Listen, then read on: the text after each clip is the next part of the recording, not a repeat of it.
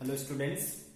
Capacitor पढ़ाई कर रहे थे हम लोग। कैपेसिटर का लास्ट लेक्चर में हमने ये सीखा कि डाइलेक्ट्रिक क्या होता है, और आज के लेक्चर में हम ये सीखने वाले हैं कि डाइलेक्ट्रिक का यूज कैसे करना है अपने कैपेसिटर में। ठीक है, कैपेसिटर में उसका क्या यूज है।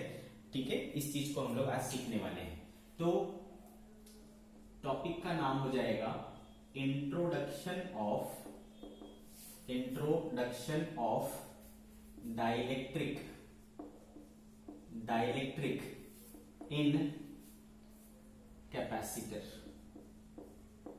ठीक है बच्चों, कैपेसिटर में डाइलेक्ट्रिक का इंट्रोडक्शन।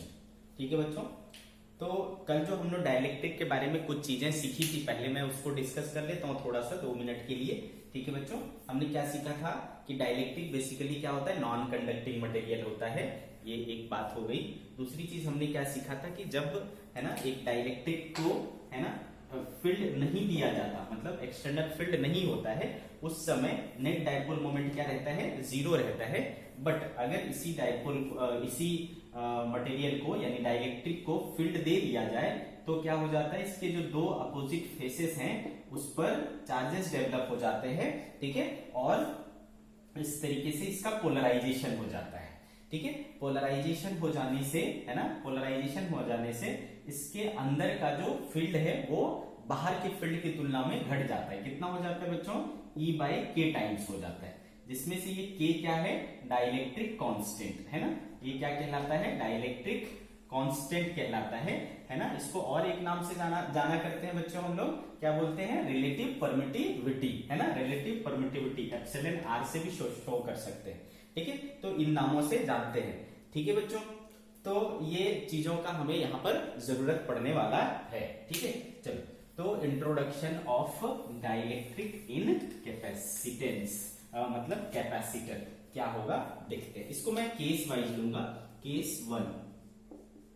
ठीक है बच्चों, केस 1।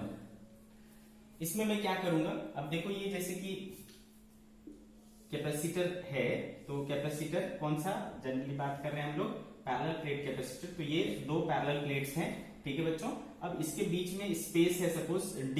अब मेरा मन करे तो मैं क्या कर सकता हूं, पूरे में ही डाइलेक्ट्रिक को भर दूं। मेरा मन करे मैं थोड़े से में डाइलेक्ट्रिक को डालूं। अगर मैं थोड़े पोर्शन में ही डाइलेक्ट्रिक को डालता हूं, ठीक है, तो इसको क्या बोलूंगा, पार्शियली फिल्ड। ठीक है, तो पहले मैं पार्शियली फिल्ड कैपेसिटर पढ़ रहा हूं। ठीक है, partially field capacitor by dielectric के द्वारा पार्शियली फील्ड है। ठीक है, ऐसे केस में हम लोग क्या करेंगे, अब भाई हमने कितना थिकनेस का डाइलेक्ट्रिक डाला है, सपोज T। ठीक है, तो अपने को क्या करना है, आप समझिए बात को। तो बच्चों इसका जो कैपेसिटर का पॉजिटिव प्लेट है उस पर चार्ज है मान लो +Q, इस पर क्या है -Q।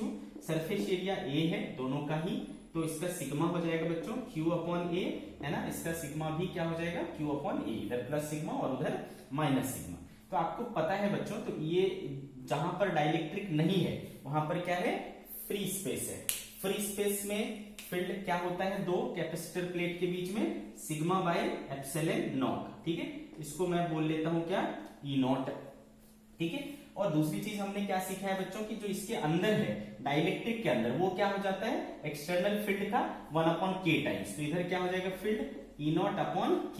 ठीक है, तो ये चीजें समझ में आ गई आपको कि खाली जगह में है ना, जहां पर डाइलेक्ट्रिक नहीं है वहां पर फील्ड है σ/ε0 यानी E0, और जो डाइलेक्ट्रिक है उसके अंदर फील्ड कितना है, कम हो जाता है, E0/K हो जाता है। तो ये 2 बातें हमने सीखी है।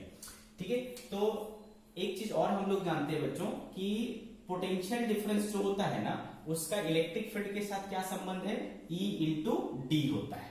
ठीक है बच्चों, E/D होता है। तो अगर इसमें एक से ज्यादा पोर्शन है ऐसे, तो मैं क्या कर सकता हूं, E1 D1 E2 D2 इस तरीके से कर सकता हूं। देयरफॉर टोटल पोटेंशियल डिफरेंस क्या हो जाएगा, E1 है ना, एक पोर्शन जो है उसमें कितना है फील्ड, E0 है ना, और उसकी लंबाई कितनी हो जाएगी, D-T। कितने पोर्शन में, फ्री स्पेस है तो D-T पोर्शन में। फिर दूसरे मतलब ये वाला जो पोर्शन है वहां पर फील्ड क्या है बच्चों, ई नॉट बाई के है ना, और उसकी लंबाई कितनी है टी। तो ऐसा हो गया बच्चों। तो यहां से अपन क्या कॉमन ले सकते हैं, ई नॉट को कॉमन ले सकते हैं, D minus T plus T by K है ना, ये बन जाएगा वी। ठीक है बच्चों, तो ई नॉट का क्या है देखो, ई नॉट का सिग्मा बाय एप्सिलॉन नॉट, तो सिग्मा बाय एप्सिलॉन नॉट है ना, D minus T plus T by K, ऐसा हो जाएगा। ठीक है, अच्छा सिग्मा क्या होता है भाई, क्यू अपॉन ए होता है, तो Q upon A epsilon naught, ठीक है बच्चों, D minus T plus T by K, ये आ गया हमारा पोटेंशियल डिफरेंस है ना, दोनों पैरेलल प्लेट्स के बीच में कितना पोटेंशियल डिफरेंस है, इतने का पोटेंशियल डिफरेंस है। अच्छा अब हमने सीख रखा है कि पोटेंशियल जो होता है वो Q अपॉन V होता है, तो चलो Q अपॉन V देखो क्या है, Q upon A epsilon naught है ना बच्चों, D minus T plus T by K. ठीक है, तो ये Q और ये Q कैंसिल हो गया, therefore we are having C equals to epsilon naught A by D minus T plus T by के।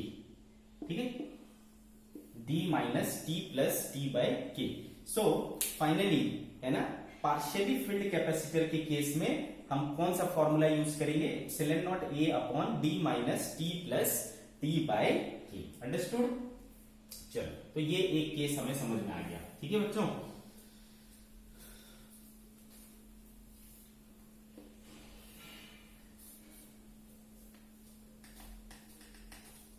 सी, तो हमारे पास आया फॉर्मूला है ना, मैं इसको एक बार और इधर नोट कर लेता हूं, C equals to epsilon naught A by D minus T plus T by K. ठीक है बच्चों, ये ऐसा आ गया, बहुत इंपॉर्टेंट रिलेशन है। ठीक है, अब केस टू, इसमें क्या करूं मैं, कंप्लीटली फिल कर दूं है ना, कंप्लीटली फिल्ड कैपेसिटर। ठीक है, उसको हमने डाइलेक्ट्रिक के द्वारा कंप्लीटली फिल कर दिया है, तो क्या हो जाएगा, तो बच्चों अगर मैंने इस कैपेसिटर के बीच का गैप कितना है D, और उस पूरे गैप में डाइलेक्ट्रिक को भर दिया, तो भाई डाइलेक्ट्रिक का जो थिकनेस है वो D के बराबर हो गया। तो अब मैं T के बराबर क्या रख दूंगा, D, तो ये D और ये T क्या हो जाएगा, कैंसिल, और ये T क्या बन जाएगा, D। तो क्या बच रहा है देखो, therefore C equals to epsilon naught A by D by K, K ऊपर चला जाएगा बच्चों, तो K times epsilon naught A by D, ऐसा आ गया कैपेसिटेंस। ठीक है बच्चों, अब याद करो ये epsilon naught A by D क्या था, ये ओरिजिनल कैपेसिटेंस था जब हमने इसके बीच में कुछ भी नहीं डाला था। ठीक है, तो इसको हम लोग C नॉट से शो कर सकते हैं, C नॉट। ठीक है, ओरिजिनल कैपेसिटेंस, ठीक है, यानी विदाउट डाइलेक्ट्रिक। ठीक है बच्चों, विदाउट डाइलेक्ट्रिक। अब देखो तो K टाइम्स हो गया C नॉट, यानी विदाउट डाइलेक्ट्रिक। तो भाई K चूंकि हमेशा क्या होता है, 1 से बड़ा होता है, इसका मतलब देयरफॉर C जो है वो हमेशा क्या होगा, C नॉट से बड़ा होगा। क्या मतलब हुआ है ना, विदाउट डाइलेक्ट्रिक से विथ डाइलेक्ट्रिक वाला कैपेसिटेंस ज्यादा होगा। ठीक है, कितना ज्यादा होगा, K टाइम्स है ना, कितना हो जाएगा, K टाइम्स। क्यों, क्योंकि K की वैल्यू हमेशा 1 से बड़ा होता है। ठीक है, तो ये चीजें हमें समझ में आ गई कि K टाइम्स हो जाएगा जब फुल्ली यानी कंप्लीटली फिल्ड होगा। तो ये 2 केसेस हो गए बच्चों। तीसरा केस देखते हैं। अब मैं अगर ऐसा करूं कि पार्शियली फिल करूं मतलब क्या हुआ भाई, कि पूरा स्पेस नहीं भरेगा। ठीक है, पूरा स्पेस नहीं भरेगा, लेकिन एक प्लेट की जगह है ना, एक स्लैब की जगह कई सारे स्लैब यूज कर दिए। ये कैपेसिटर का प्लेट हो गया और इसके बीच में हमने कई सारे ये लगा दिए डाइलेक्ट्रिक स्लैब्स के, वो लगा दिए है ना। थिकनेस मान लो इसका T1, इसका T2 इसका T3, ठीक है, और dielectric constant K1, K2 and K3 इस तरीके से है। तो फिर क्या करोगे, तो मैं इसका नाम दूंगा बच्चों केस 3, क्या हो जाएगा, partially filled with different dielectric slabs,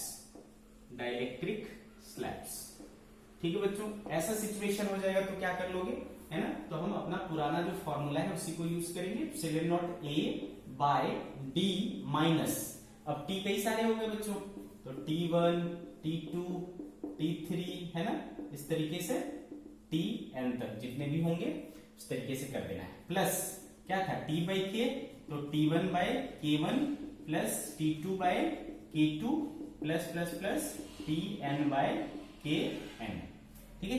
तो this formula we have to use in the case of partially filled with different dielectric slabs, ठीक है।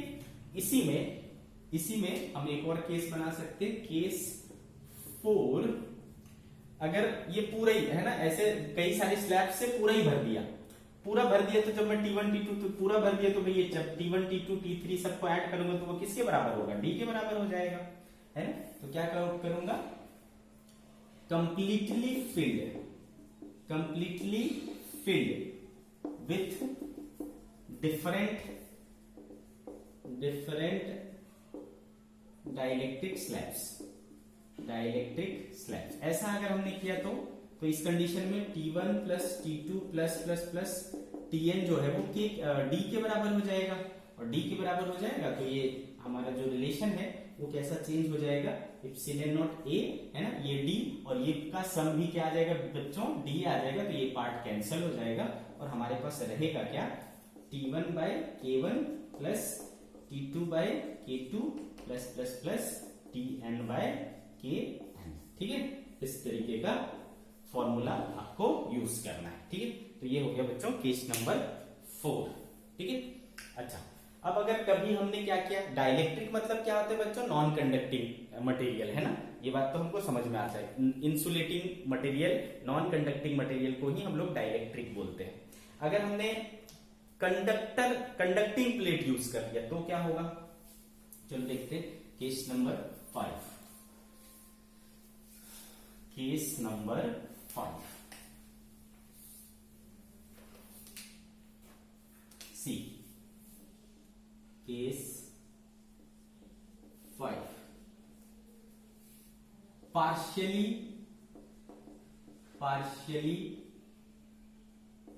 फिल्ड, ठीक है बच्चों, partially filled with metal slab या कंडक्टिंग स्लैब, इस केस में क्या होगा, ठीक है बच्चों। तो चूंकि है ना, आपके पास फॉर्मूला क्या है बच्चों, epsilon naught A by D minus T plus T by K, ठीक है। तो बच्चों for metal K equals to क्या होता है, इंफिनिटी, रख दो बच्चों, therefore C equals to epsilon naught A by D minus T plus T by infinity, ये वाला पार्ट क्या हो जाएगा बच्चों, 0 हो जाएगा, है ना। तो हमारे पास क्या बचेगा, एप्सिलॉन नॉट A बाय, है ना, D माइनस T, समझ गए बच्चों। तो this formula we have to use. अब बताओ, अभी बढ़ा है ना, नॉर्मली की तुलना में नॉर्मल क्या होता है बच्चों, कुछ नहीं डाला तो C बराबर epsilon naught A by D होता है, तो ये कैपेसिटेंस ज्यादा है या ये कैपेसिटेंस ज्यादा, तो ऑब्वियसली चूंकि इसका ये क्या है, डिनोमिनेटर छोटा है, कैपेसिटेंस क्या होगा, बड़ा, है ना, तो ये कैपेसिटेंस उससे ज्यादा होगा। अगर आपसे कंपैरिजन पूछेगा तो आप ऐसे कंपेयर कर सकते हो, ठीक है। तो partially filled with metal slab रहेगा तो epsilon naught A by D minus T हो जाएगा बच्चों, अंडरस्टूड, ठीक है। और अगर हमने पूरा ही फिल कर दिया कंडक्टिंग, आप बोलोगे सर पूरा कंडक्टिंग प्लेट से भर दिया, कंडक्टिंग मटेरियल से भर दिया, फिर तो ये कैपेसिटर ही नहीं रह जाएगा, है ना। कैपेसिटेंस के लिए क्या जरूरी है, दोनों प्लेट्स में कोई, है ना, वो नहीं रहना चाहिए, डायरेक्ट कांटेक्ट नहीं होना चाहिए, क्योंकि ऐसा होगा तो फिर पॉजिटिव और नेगेटिव चार्ज एक दूसरे को क्या कर लेंगे, न्यूट्रलाइज कर लेंगे, ठीक है ना। तो फिर वो मीनिंग ही समाप्त हो जाएगा कैपेसिटर का। तो इस तरीके से हमने देखा कि कैपेसिटर है ना, कैपेसिटर में अगर हम डाइलेक्ट्रिक को ऐड करते हैं, डाइलेक्ट्रिक को डालते हैं, इंसर्ट करते हैं, तो उसका कैपेसिटेंस क्या हो जाता है, बढ़ जाता है। किस प्रकार से बढ़ेगा हमने इसका ये देखा। ठीक है बच्चों, कई सारे केसेस देखे, उसमें आप उस हिसाब से आप उसको यूज कर सकते हो। चलो आगे बढ़ते हैं अगले टॉपिक की तरफ। इफेक्ट ऑफ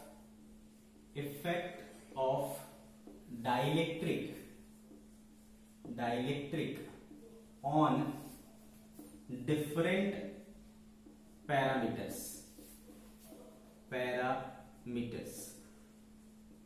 ठीक है बच्चों, डिफरेंट पैरामीटर्स। अब भाई एक कैपेसिटर जो है, कैपेसिटर से रिलेटेड कई सारे पैरामीटर्स हैं, उसका इलेक्ट्रिक फील्ड, उसका पोटेंशियल, उसका चार्ज, उसमें एनर्जी स्टोरेज, ठीक है, उसका पोटेंशियल डिफरेंस। तो ये सारे एक कैपेसिटर से रिलेटेड पैरामीटर्स हैं। ठीक है, तो अगर हम डाइलेक्ट्रिक स्लैब डालते हैं, ठीक है बच्चों, तो उसमें क्या क्या इफेक्ट आएगा हर एक पैरामीटर्स पर, उस चीज को हम देखेंगे। ठीक है, अब इसमें भी क्या होता है बच्चों, दो केस मान लेते हैं हम लोग, केस मानते हैं। केस 1, ठीक है, effect of dielectric on different parameters में केस 1 हम क्या कर रहे हैं बेसिकली, ये मान लो कैपेसिटर है बच्चों, ठीक है, कैपेसिटर को चार्ज करने के लिए हम एक बैटरी का यूज कर रहे हैं इस तरीके से। ठीक है, अब हम क्या कर रहे हैं, पहले इसके बीच में कुछ भी नहीं था, जब कुछ नहीं था तो इसका प्लेट एरिया मान लो A है, ठीक है, और इसके बीच का दूरी क्या है, D है, तो आपको पता है C बराबर क्या हो जाएगा, epsilon naught A by D, है ना, इसको मैं C0 बोल देता हूं। तो इसके बीच में अभी कैपेसिटेंस कितना है, epsilon naught A by D है, जब हमने इसके बीच में कुछ नहीं डाला है। अब इसके अंदर क्या डालना है, हमको डाइलेक्ट्रिक्स को डालना है। ठीक है बच्चों, इसके अंदर डाइलेक्ट्रिक को डालना है। अब जब आप इसके अंदर डाइलेक्ट्रिक को डालोगे, ठीक है, तो इसके दो तरीके हो सकते हैं डालने के। एक, आप बैटरी को कनेक्ट रखते हुए इसको इंसर्ट करो, या दूसरा, पहले बैटरी को डिस्कनेक्ट कर दो और फिर इसको इंसर्ट करो। तो दोनों सिचुएशन अलग अलग हो जाते हैं। कैसे अलग होता है ये हम देखेंगे। तो हम जो पहला केस ले रहे हैं उसमें हम क्या कर रहे हैं, बैटरी को कनेक्ट रखते हुए, है ना, इसको इंसर्ट कर रहे हैं। ठीक है, इफ डाइलेक्ट्रिक इज इंट्रोड्यूस्ड, है ना, कीपिंग बैटरी कनेक्टेड। ठीक है बच्चों, बैटरी को कनेक्टेड रखते हुए अगर डाइलेक्ट्रिक को इंसर्ट कर रहे हैं तो फिर क्या क्या होगा। तो पहला जो पैरामीटर है वो देखते हैं, कैपेसिटेंस, उसकी कैपेसिटेंस पर क्या असर होगा। ठीक है बच्चों, मैं क्या देख रहा हूं कि पूरे को भर रहा हूं, पूरे को। तो आपको पता है बच्चों, इनिशियली क्या था, वो epsilon naught A by D था, बट अब क्या हो जाएगा, है ना, कि C बराबर क्या है आपके पास, एप्सिलॉन नॉट A बाई, है ना, D, और क्या हो जाता है, K टाइम्स हो जाता है। याद आ रहा है आपको, है ना, जब हम कंप्लीटली फिल कर देते थे तो कितना हो जाता था, K टाइम्स हो जाता था। तो देयरफॉर C इक्वल्स टू आ गया क्या, K टाइम्स C0। क्या समझ में आया बच्चों, जब हम डाइलेक्ट्रिक को इंट्रोड्यूस करेंगे तो उसका कैपेसिटेंस क्या हो जाएगा, इंक्रीज हो जाएगा। ठीक है, तो नोट क्या हो गया बच्चों, कैपेसिटेंस बिकम्स K टाइम्स, या कैपेसिटेंस क्या हो गया बच्चों, इंक्रीजेस, क्योंकि K बड़ा है ना, इंक्रीजेस बाय K टाइम्स, है ना, समझ गए बात को। तो ये हो गया इफेक्ट ऑन कैपेसिटेंस। दूसरी चीज है बच्चों, चार्ज। पहले वोल्टेज देख लेते हैं, दूसरी चीज वोल्टेज यानी पोटेंशियल डिफरेंस। तो सेकेंड फैक्टर है पोटेंशियल डिफरेंस।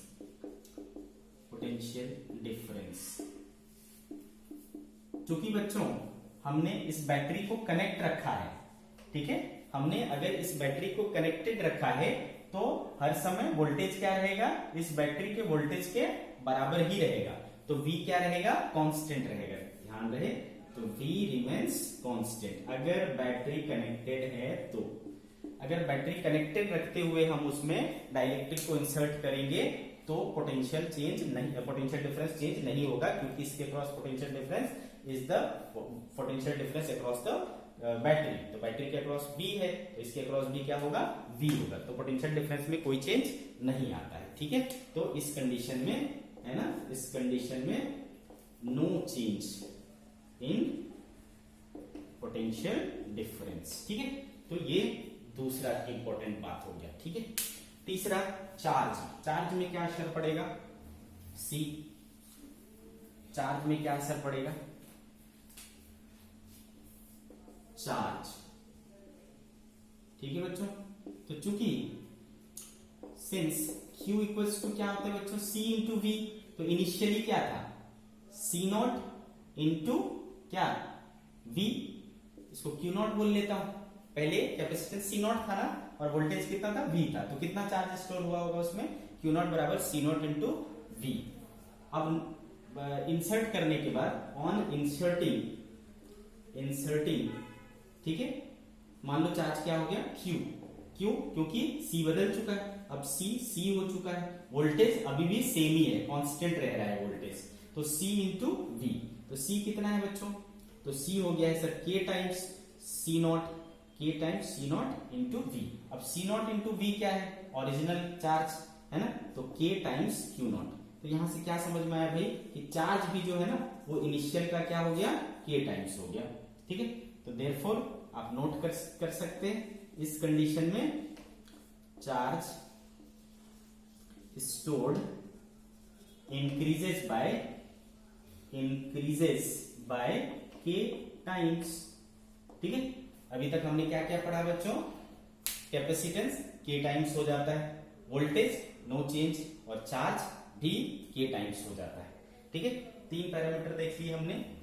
चौथी चीज है बच्चों इलेक्ट्रिक फील्ड, फोर्थ इलेक्ट्रिक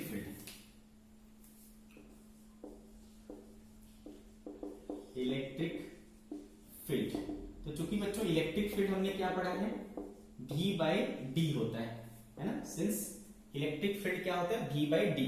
तो भाई चूंकि V कांस्टेंट रह रहा है ना, बैटरी हमने डिस्कनेक्ट ही नहीं किया, बैटरी सेम ही बैटरी कनेक्टेड है, तो V कांस्टेंट रह रहा है और D तो कांस्टेंट रहता ही है। तो चूंकि V कांस्टेंट D कांस्टेंट, तो इलेक्ट्रिक फील्ड क्या रहेगा बच्चों, कांस्टेंट इस कंडीशन में। ठीक है, तो याद रखिए, है ना, electric field E remains unchanged.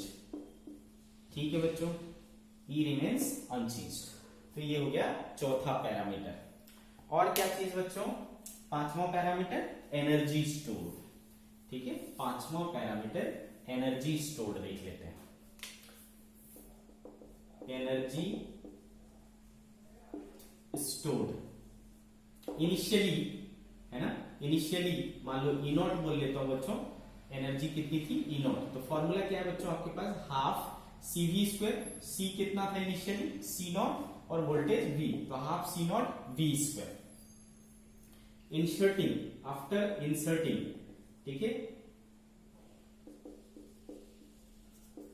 Inserting dielectric, क्या बदला, V तो नहीं बदला लेकिन कैपेसिटेंस बदल गया, तो देयरफॉर E इक्वल्स टू क्या हो जाएगा बच्चों, हाफ। अब कैपेसिटेंस क्या हो गया, K टाइम्स हो गया, और वोल्टेज उतना ही है, तो क्या हो गया बच्चों, K times half C naught V square. इसमें से ये क्या है, पुरानी वाली है, तो K टाइम्स क्या हो गया बच्चों, E नॉट। क्या समझा कि एनर्जी स्टोर्ड भी क्या हो गया, K टाइम्स इंक्रीज हो गया। तो नोट करके लिख लेंगे बच्चों, energy stored increases by K times. ठीक है, तो एनर्जी स्टोर्ड भी क्या हो गया, K टाइम्स से इंक्रीज हो गया। ठीक है, this also you have to remember. Okay, now पांचों पैरामीटर हमने देख लिया इस कंडीशन में। फिर मैंने क्या बोला बच्चों कि एक दूसरा तरीका भी हो सकता है इसको करने का, है ना, ऐसा आपको कंडीशन दिया रहेगा, प्रॉब्लम में ऐसा बोला रहेगा कि हमने इसको क्या किया, डिस्कनेक्ट कर दिया, फिर डाइलेक्ट्रिक डाला, या फिर आपको बोला जाएगा कि हमने उसको कनेक्ट रखते हुए फिर डाइलेक्ट्रिक डाला, तो वो आप उसको उस सिचुएशन के हिसाब से करेंगे। तो दूसरा केस जो हम ले रहे हैं, केस 2, ठीक है। क्या बोलूंगा बच्चों,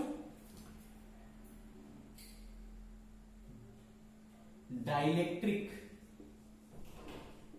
is inserted after disconnecting the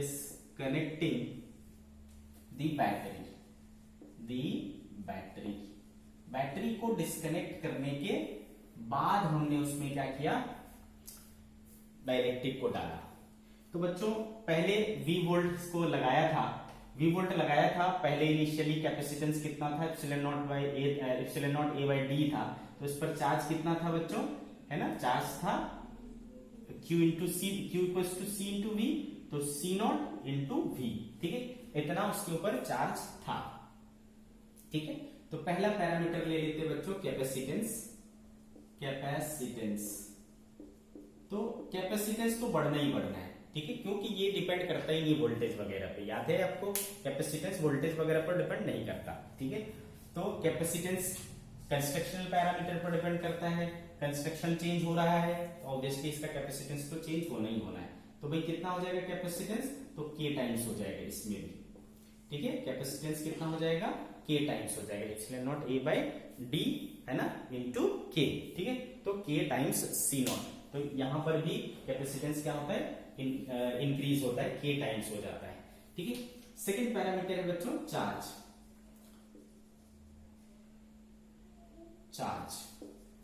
Q, ठीक है।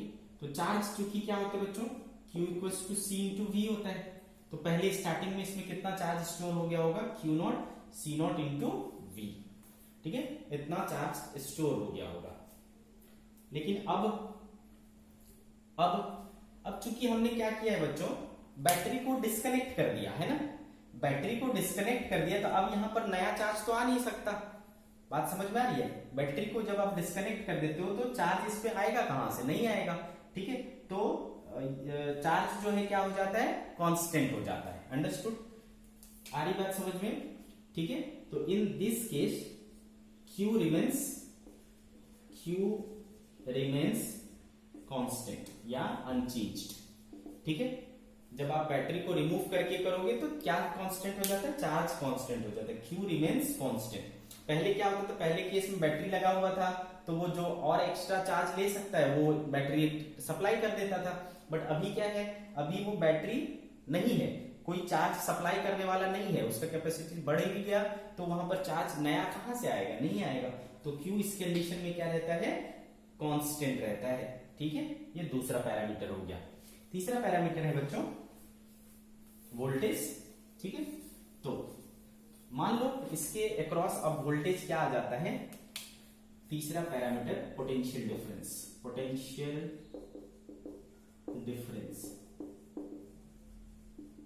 ठीक है बच्चों, पोटेंशियल डिफरेंस। तो चूंकि Q इक्वल्स टू क्या होता है, C इंटू V, तो आपका कैपेसिटेंस क्या है, C, और मान लो वोल्टेज क्या है, V डैश, ठीक है। तो Q बराबर क्या हो गया, C इंटू V डैश, जिसमें C क्या है, C अब क्या हो चुका है, K टाइम्स हो चुका है, तो K times C naught V dash, ये हो गया Q। चूंकि इस कंडीशन में चार्ज क्या रहता है, कंजर्व, Q कांस्टेंट है, ठीक है। तो देयरफॉर पहले कितना था, C naught into V equals to हो जाएगा बच्चों K C naught V dash, तो ये C नॉट और ये C नॉट कैंसिल हो गया, V डैश इक्वल्स टू क्या आया, V अपॉन K। अब देखो क्या समझ में आ रहा है आपको, क्या समझ में आ रहा है, वोल्टेज यहां पर घट गया, वोल्टेज रिड्यूस हो गया, आ रही बात समझ में। पहले अभी है ना, Q बराबर क्या होता है, C इंटू V होता है, अभी का कैपेसिटेंस C है, मान लो वोल्टेज क्या हो गया, V डैश हो गया, ये हमें पता नहीं, ठीक है। तो और C कितना हो चुका है, K टाइम्स हो चुका है, तो K times C naught into V dash, है ना। पहले इस पर कितना चार्ज था, C नॉट इंटू V, और कांस्टेंट रह रहा है क्योंकि बैटरी को खोल दिया गया है, तो दोनों को इक्वेट कर लो, यहां से हमें नया वोल्टेज मिल जाता है V अपॉन K। तो इस कंडीशन में है ना, पिछले में क्या था, वोल्टेज कांस्टेंट था, इसमें वोल्टेज रिड्यूस हो जाता है, ठीक है।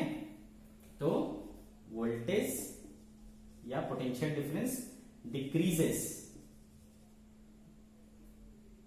डिक्रीजेस बाय 1/k टाइम्स, ठीक है बच्चों। तो ये आपको याद रखना है, decreases by 1/k times. 3 parameters हो गए। फोर्थ देखते हैं बच्चों, इलेक्ट्रिक फील्ड। इलेक्ट्रिक फील्ड पर क्या असर पड़ेगा? फोर्थ पैरामीटर इलेक्ट्रिक फील्ड,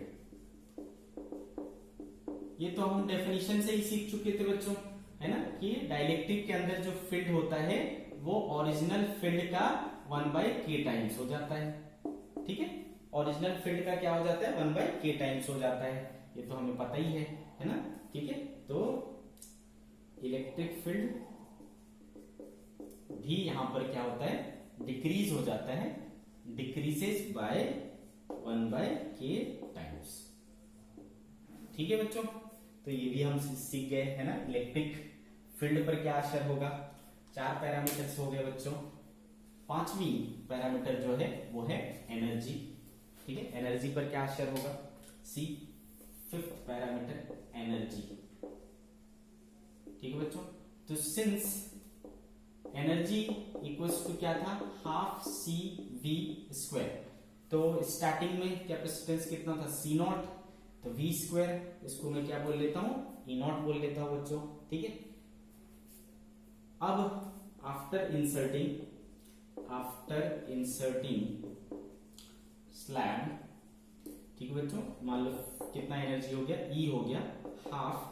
अब कैपेसिटेंस कितना हो चुका है बच्चों, के टाइम्स सी नॉट, और वोल्टेज क्या हो चुका है, वी डैश, और वी डैश कितना हुआ था, v/k का स्क्वायर, क्या हो जाएगा देखो, तो half k C naught into V square by k square, k cancel हो गया एक, तो क्या बचा बच्चों, 1/k times half C naught V square, जिसमें half C naught V square क्या है, ओरिजिनल है, तो क्या हो गया बच्चों, ओरिजिनल का 1/k टाइम्स, ठीक है, एंड ओरिजिनल एनर्जी का 1/k टाइम्स हो जाएगा, ठीक है, इस कंडीशन में। तो आपने देख लिया एनर्जी कैसे चेंज होगा, है ना, ये भी हम लोगों ने सीख लिया, अंडरस्टूड।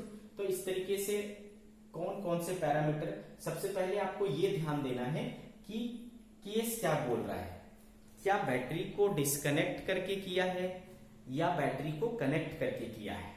बैटरी को ये मोटा मोटी तौर पर आपको दिमाग में रखना है कि अगर बैटरी कनेक्ट रहता है तो वोल्टेज कांस्टेंट रहेगा, और बैटरी अगर डिस्कनेक्ट कर दिया है तो चार्ज कांस्टेंट रहेगा, ठीक है, टोटल चार्ज कांस्टेंट रहेगा अगर बैटरी डिस्कनेक्ट कर दिया है, और अगर बैटरी को कनेक्ट करके किया है तो वोल्टेज कांस्टेंट होगा, ठीक है। ये 2 इंपॉर्टेंट बातें आपको ध्यान में रखना है, ठीक है बच्चों। कल के लेक्चर में हम लोग इसके ऊपर जो प्रॉब्लम्स होंगे वो करेंगे, आप इसके ऊपर प्रॉब्लम्स ट्राई कर सकते हैं, ठीक है बच्चों।